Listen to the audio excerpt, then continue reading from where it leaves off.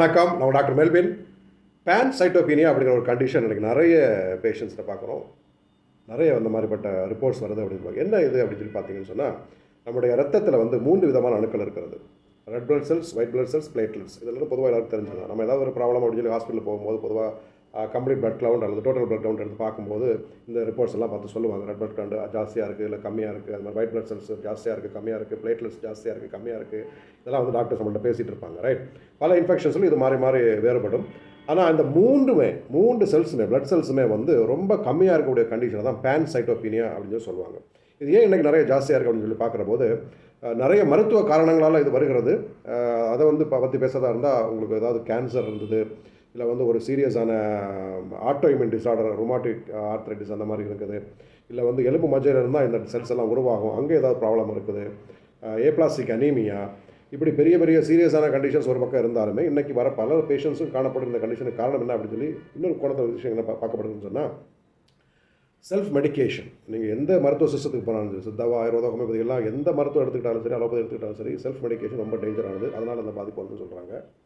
அடுத்தது nutritional deficiency. அங்கேயுமே வந்து ஒரு செல்ஃப் ப்ரெஸ்கிரிப்ஷன் தான். அதாவது வீடியோஸை பார்த்து அந்த டயட்டை ஃபாலோ பண்ணுறேன், இந்த டயட்டை ஃபாலோ பண்ணுறேன் அப்படின்னு சொல்லிட்டு ஒபிசிட்டியை கம்மி பண்ணுறதுக்காக, ஸ்டைலுக்காக நல்லா சொல்லி என்னெல்லாமோ ஃபாலோ பண்ணுறாங்க, ரைட்? லைக் வீகனிசம், அது இப்போ ரொம்ப ட்ரெண்டாக ஃபேமஸாக போயிட்டுருக்கு. B12 டெஃபிஷியன்சி ரொம்ப தீவிரமாக வரும். B12 டெஃபிஷியன்சி வந்தாலும் பேன்சைட்டோபீனியா வரும் அப்படின்னு நான் வச்சுக்கோங்க.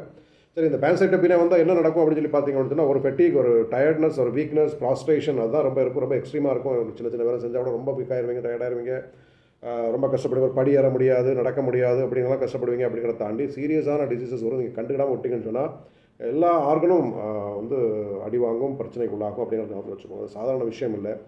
அதில் வந்து ரொம்ப கவனமாக நீங்கள் செல்ஃப் மெடிக்கேஷன் எடுக்க தவிர்த்துருங்க. அது மாதிரி டயட் ஃபாலோ பண்ணுறீங்க, நான் சும்மா தான் ஃபாலோ பண்ணுறேன், ஸ்டைலுக்காக ஃபாலோ பண்ணுறேன், ஒபிசிட்டியெல்லாம் கூட எனக்கு இல்லை அப்படின்னு சொல்லி ஃபாலோ பண்ணுற ஆட்கள் நிறைய பேர் இருக்காங்க. தயவு செஞ்சு உங்களுடைய டயட் ஃபாலோவிங்க பண்ணும்போது ஒரு மருத்துவர் ஆலோசனைப்படி எடுங்க, இல்லை ஒரு டயட்டீஷியன் ஆலோசனைப்படி எடுங்க. அப்படி எதுவுமே இல்லாமல் நீங்கள் இஷ்டத்துக்கு ஒரு டயட்டை ஃபாலோ பண்ணாதீங்க. ரொம்ப ஆபத்தானது. உங்கள் உடலுக்கு அது என்ன விதமான விளைவுகளை உண்டாக்குறது அப்படிங்கிறத தெரியாமல் தப்பு செஞ்சிடாதீங்க. அதனால் நியூட்ரிஷனல் டெஃபிஷியன்சினாலையும் செல்ஃப் மெடிக்கேஷன்ஸாலையும் பேன்சைட்டோபீனியா வருதுன்னு சொன்னால், அது நீங்கள் கண்டுபிடிக்கிறீங்க அப்படின்னு சொன்னால் உடனடியாக ஒரு ஹோமியோபதி மருத்துவர் அணுகுங்க.